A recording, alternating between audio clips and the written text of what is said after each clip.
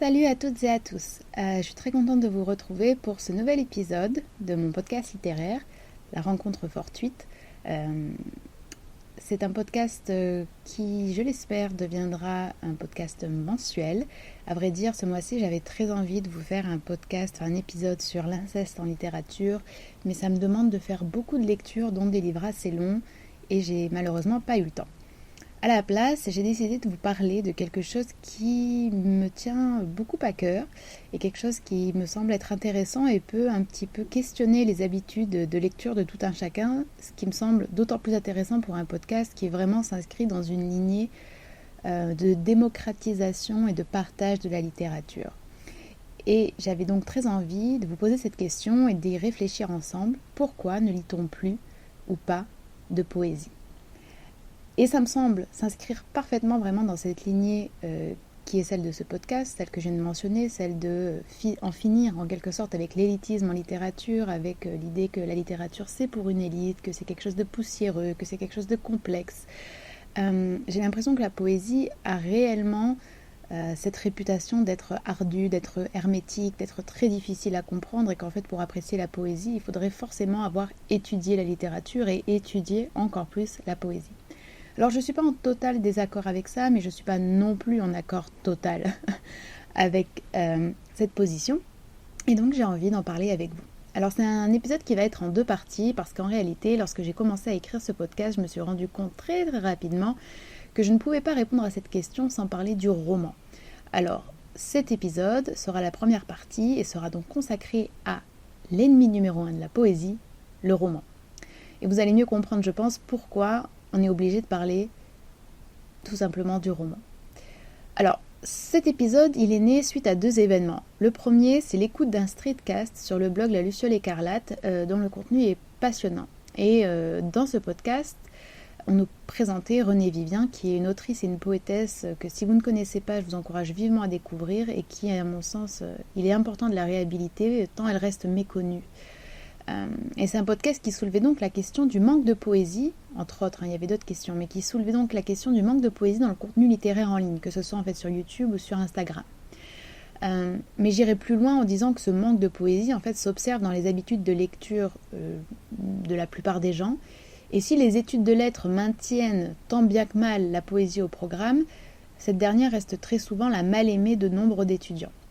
Et le deuxième événement, je regarde en ce moment une série coréenne intitulée Romance is a Bonus Book qui se déroule dans un environnement que j'aime bien retrouver dans les séries et les films, c'est le monde de l'édition. Et justement, dans un des épisodes, et dans plusieurs épisodes en fait, c'est une question qui est abordée. La difficulté de publier de la poésie en raison du peu de ventes de ce genre littéraire et donc le risque que prennent les maisons d'édition à publier de nouveaux poètes ou de nouvelles poétesses.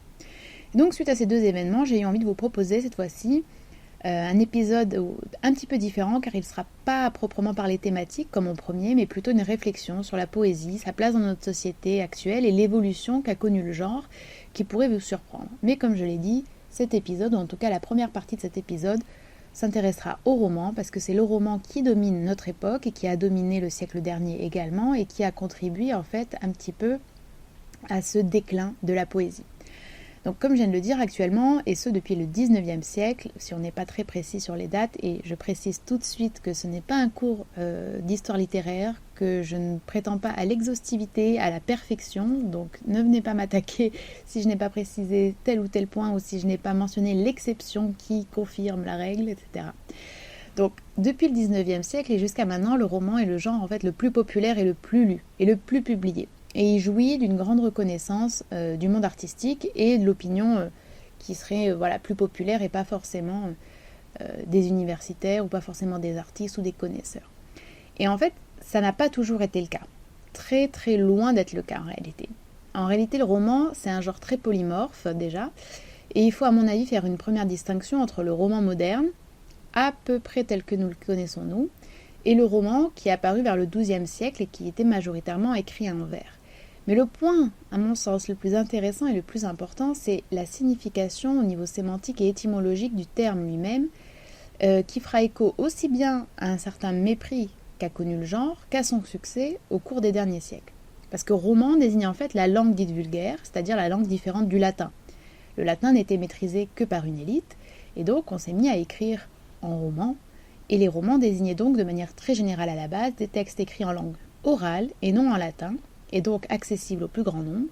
Ça désignera surtout des textes narratifs fictionnels au début écrits en vers, mais très rapidement écrits en prose. Dès le XIIIe siècle, en fait, on observe vraiment un grand retour de la prose. Donc il faut noter à mon sens que dès le début, le roman se place du côté du peuple et induit l'idée de hiérarchie ou de valeur entre des genres et des productions littéraires et linguistiques. Et vous l'aurez deviné, les genres nobles, ce ne sont pas le roman du coup, c'est plutôt la poésie et la tragédie, et ce dès l'Antiquité avec la poétique d'Aristote, qui est vraiment l'un des textes fondateurs des théories littéraires, et si vous allez à l'université pour étudier les lettres modernes, vous aurez forcément un petit détour par la poétique d'Aristote. Et donc, on fait un petit saut là, et on se retrouve au XVIIe siècle, avec un genre qui est relativement méprisé et peu considéré, aussi bien pour des raisons en fait esthétiques que morales. En effet, le roman serait pernicieux. Et il serait pour les femmes. D'ailleurs, c'est intéressant de voir que Madame de Lafayette, qui est l'autrice de La Princesse de Clèves, et qui est considérée quand même comme l'un des romans, le premier roman d'analyse et l'un des romans fondateurs dans la littérature française, elle ne voulait pas dévoiler en fait son identité pour ne pas être considérée comme une autrice de mauvais genre, c'est-à-dire le roman.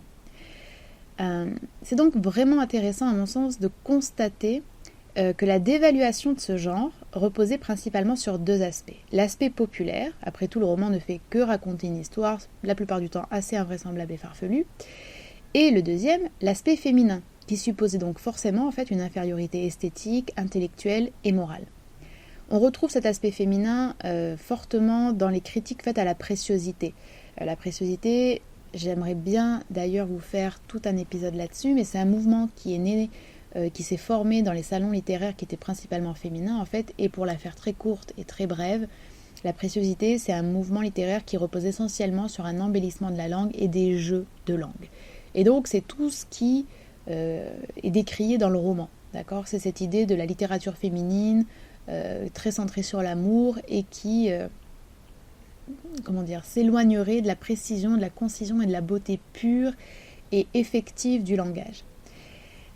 Alors, on peut repérer assez rapidement que la plupart de ces critiques se fondent en fait sur ce qu'on pourrait considérer comme un certain conservatisme littéraire. Les anciens, à comprendre les antiques, n'ayant pas théorisé sur le roman, en effet le roman n'apparaît pas comme un genre, par exemple, dans les écrits d'Aristote.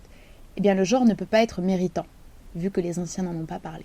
Il est irréaliste, il est grotesque, il émousse les capacités à apprécier un vrai beau style, et surtout, la place trop importante de l'amour, comme je l'ai un petit peu mentionné, permettrait en fait de reléguer la morale, les convenances et la bienséance au second plan, tant les émotions transporteraient les lecteurs et par la même occasion les pervertiraient. D'ailleurs, surtout les lectrices. Boileau écrira d'ailleurs dans son célèbre art poétique « Dans un roman frivole, tout s'excuse ». Il y a donc implicitement également une critique d'une certaine libération et émancipation vis-à-vis de la religion, qui est quand même l'entité d'où découlent les valeurs morales, qui est faite contre le roman. Alors il faut préciser quand même que le roman, c'est pas le seul genre à subir ces attaques. Par exemple, Rousseau condamnera le théâtre, qui selon lui corrompt les jeunes filles. On connaît vraiment les positions par exemple de Port-Royal sur le théâtre et sur les tragédies, les nombreuses critiques qui ont par exemple été faites à Racine, mais le roman est quand même, on va dire, assez universellement en France en tout cas, donc pas vraiment universellement mais vous m'aurez comprise, vraiment décrié. Et en fait c'est parce que dans le roman il y a une certaine remise en cause de l'ordre social, et un ordre social qui est bien sûr patriarcal.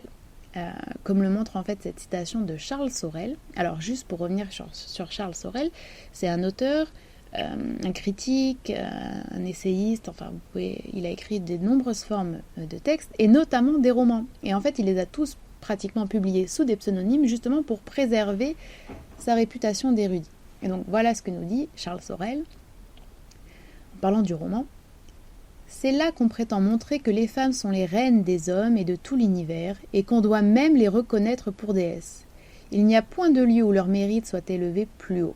On y parle de quelques filles qui n'ont que la beauté pour partage, avec quelques agréments d'humeur, lesquelles sont plus estimées que celles qui sont riches et de hautes conditions, et l'on y trouve quelquefois des princes humiliés devant une petite bergère.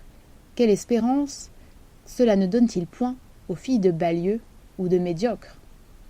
Donc vous voyez qu'il y a quand même une critique assez forte et assez misogyne, et c'est un point extrêmement intéressant que de constater les intrications du genre avec les appréciations littéraires, les appréciations des différents genres littéraires et des différentes formes d'écriture. C'est vraiment quelque chose qui est assez peu étudié, je trouve. En tout cas, moi, je ne l'ai jamais étudié dans mon cursus littéraire, alors que c'est vraiment une pensée assez dominante et des critères qui reviennent très fréquemment justement dans les réflexions littéraires, surtout à une certaine époque, de manière totalement explicite parce que c'était accepté et on pouvait en parler de manière décomplexée.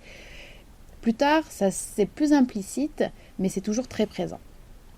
Alors, on arrive au XVIIIe siècle. Et alors, dans la deuxième partie du XVIIIe siècle, le roman commence à être mieux considéré. Et il connaît une grande diversification de ses sous-genres. C'est dû en partie à l'importation des romans anglais qui arrivent en France et qui connaissent rapidement une grande popularité. Et Diderot contribue d'ailleurs beaucoup à cette réhabilitation du roman et à la figure du romancier par son éloge à Richardson, qu'il admire beaucoup, en 1761. Il nous dit « Par un roman, on a entendu jusqu'à ce jour un tissu d'événements chimériques et frivoles, dont la lecture était dangereuse pour le goût et pour les mœurs. Je voudrais bien qu'on trouvât un autre nom pour les ouvrages de Richardson qui élèvent l'esprit, qui touchent l'âme, qui respirent partout l'amour du bien et qu'on appelle aussi des romans. Tout ce que Montaigne, Charron, La Rochefoucauld et Nicole ont mis en maxime, Richardson l'a mis en action. Mais un homme d'esprit qui lit avec réflexion les ouvrages de Richardson refait la plupart des sentences des moralistes, et avec toutes ces sentences, il ne referait pas une page de Richardson. » Donc là, on a quand même quelque chose de très intéressant qui s'opère. C'est le fait que, en France, au XVIIIe, il y a vraiment une certaine forme d'admiration et on applaudit le génie anglais qui permet de réhabiliter la figure du roman et du romancier.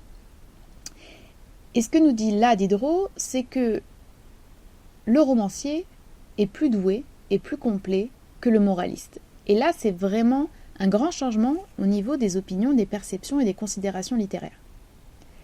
Et on constate que la dimension quand même artistique ou la dimension imaginative qui n'est pas présente, ou en tout cas pas de la même façon, chez les moralistes, c'est ce qui fait qu'avec toutes ces sentences, on ne referait pas une page de Richardson. Donc là, il y a vraiment quand même un grand changement dans la manière de penser le roman.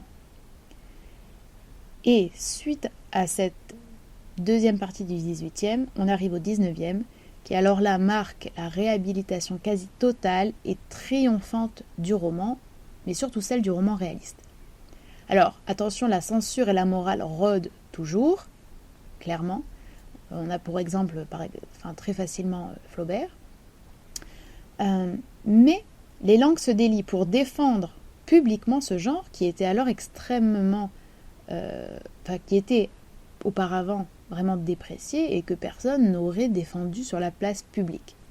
On a par exemple Stendhal qui nous dit « Un roman est un miroir qui se promène sur une grande route. Tantôt il reflète à vos yeux l'azur des cieux, tantôt la fange des bourbiers de la route. Et l'homme qui porte le miroir dans sa hotte sera, par vous, accusé d'être immoral. Son miroir montre la fange et vous accusez le miroir. Accusez bien plutôt le grand chemin où est le bourbier et plus encore l'inspecteur des routes qui laisse l'eau croupir et le bourbier se former. » Donc en fait, ce que nous dit Stendhal, plus ou moins là, c'est qu'au lieu de censurer, de punir et de condamner des romans et des romanciers qui ne font que, justement dans cette veine du roman réaliste, retranscrire une réalité, eh bien au lieu de les condamner eux, il faudrait condamner cette réalité qui offense et qui scandalise. Et là, on remarque donc très rapidement que le roman n'est plus cette chose futile, cette chose qui corrompt, qui manque de précision, de qualité littéraire et de visée éducative. Tout au contraire. Et on observe alors également un phénomène inverse. C'est que la littérature qui est détachée du monde, si tant est qu'une telle chose soit possible, on pourrait revenir là-dessus et en parler pendant des heures, mais il y a des mouvements qui revendiquent un petit peu une certaine forme de pureté de la littérature, par exemple la poésie, en tout cas à cette époque, le romantisme, le symbolisme, le Parnasse, sont de plus en plus décriés. On pense que c'est des genres qui sont trop confus, trop difficiles à comprendre, trop éloignés des réalités, qui ne servent pas la société.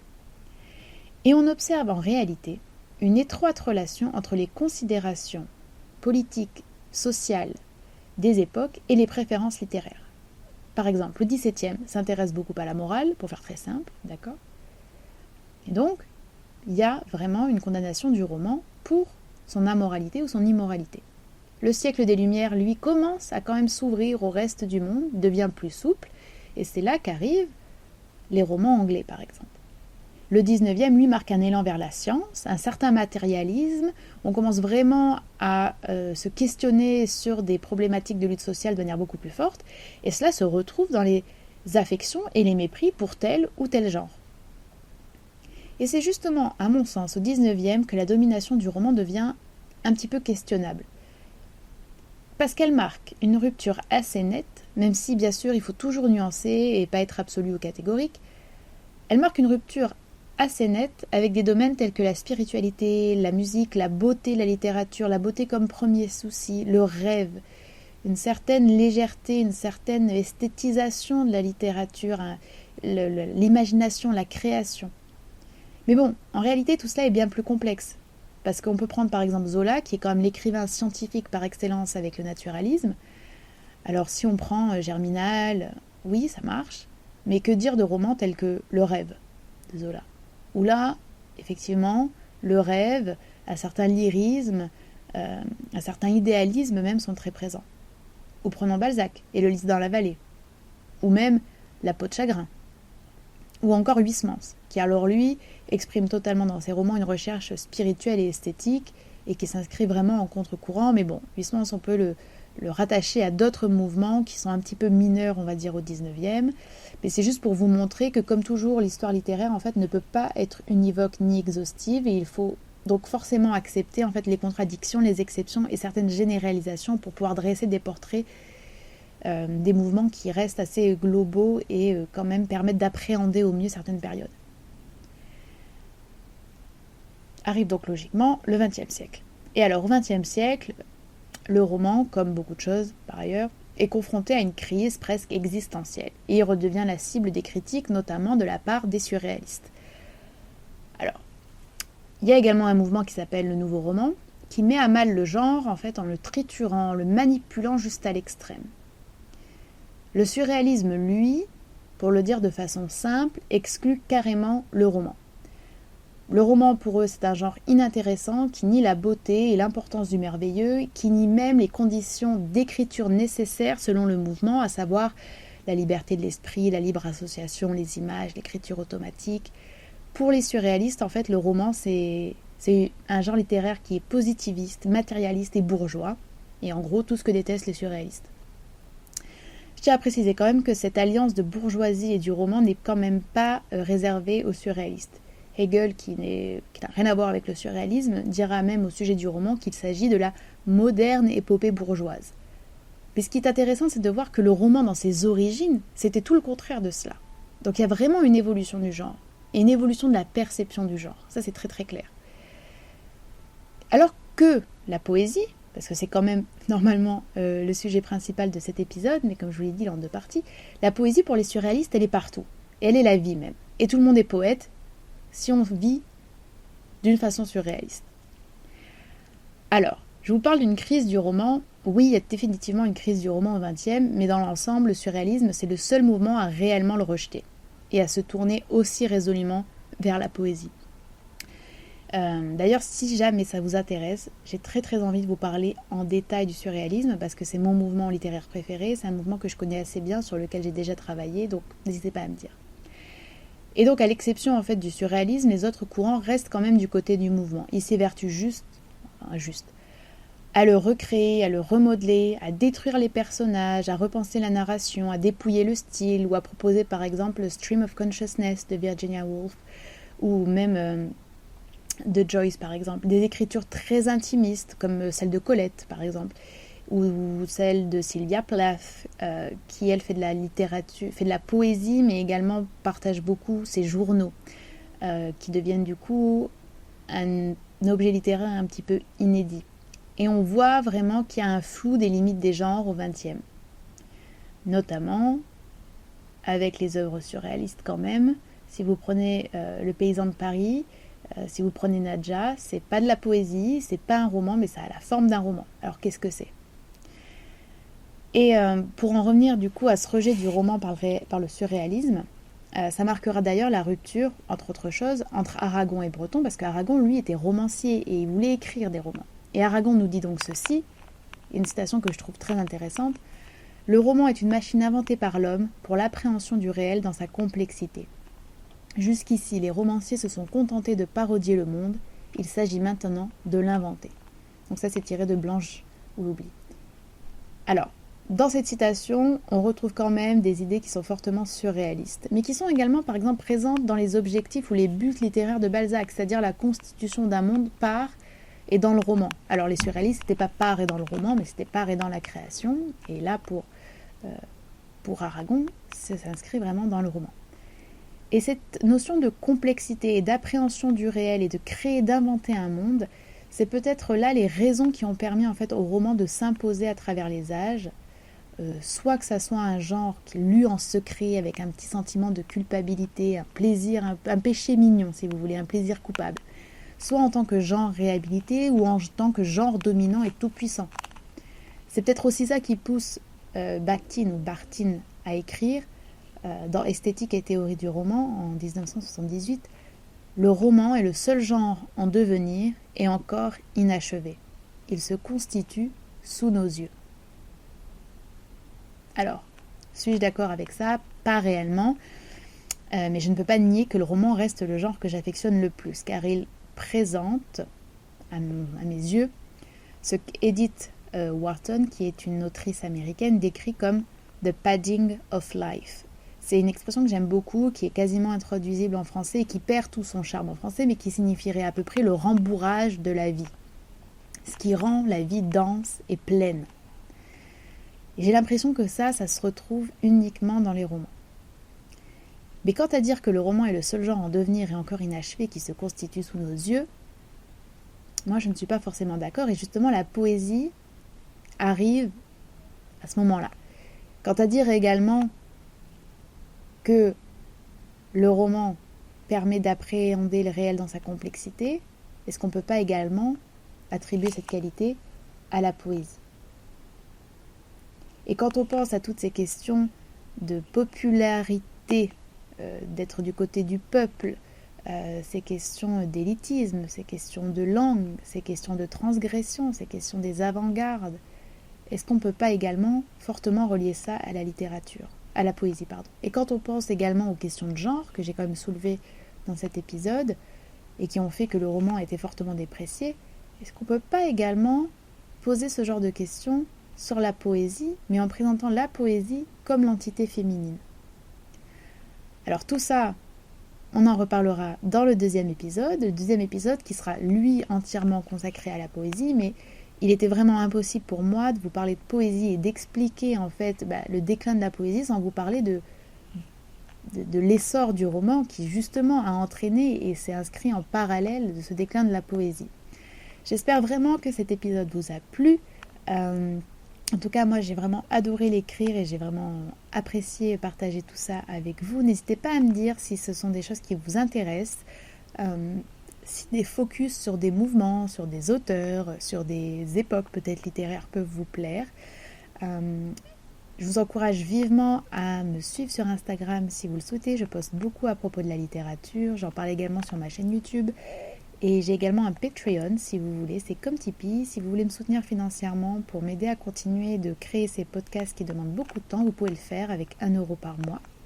J'espère vraiment que ça vous a plu. Je vous remercie de m'avoir écouté en tout cas. Et je vous dis à très bientôt pour la partie 2 de cet épisode dédié à la lecture de la poésie.